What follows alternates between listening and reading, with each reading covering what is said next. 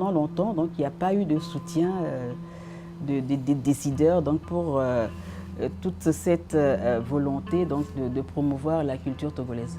C'est le moment de parler du Fonds international pour la diversité culturelle qui a, à côté du gouvernement togolais, a amené le ministère en charge de la culture à avoir un plan stratégique. D'abord le plan stratégique, il y a un plan décennal national qui a été mis en place pour la mise en œuvre de cette politique. Le plan décennal de mise en œuvre de la politique culturelle du Togo est en fait un baromètre de la culture togolaise. Parce que pendant longtemps, nous avons manqué de ce gouvernail pour orienter l'action culturelle vers des résultats mesurables et palpables.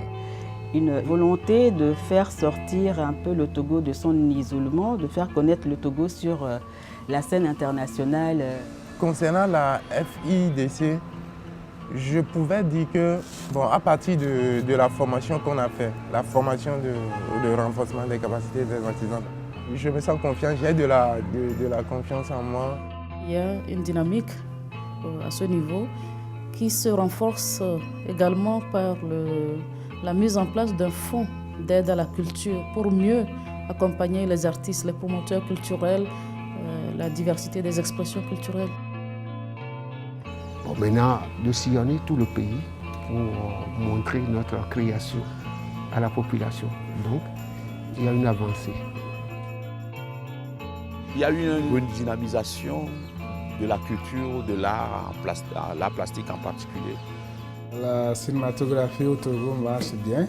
Nous avons des jeunes réalisateurs qui sont en train de faire un travail de qualité sur le terrain. Le Togolais est optimiste, c'est surtout dans le domaine de la culture. Et il y a des indicateurs qui montrent que le secteur progresse. Parce que la culture permet aussi de créer l'emploi. C'est un secteur aujourd'hui qui est très dynamique au Togo. Nous devons remercier FIDC parce que les projets pleuvent et ça fait que ça évolue en Afrique. Nous sommes au début d'une nouvelle ère pour les arts et la culture et que le meilleur reste à venir.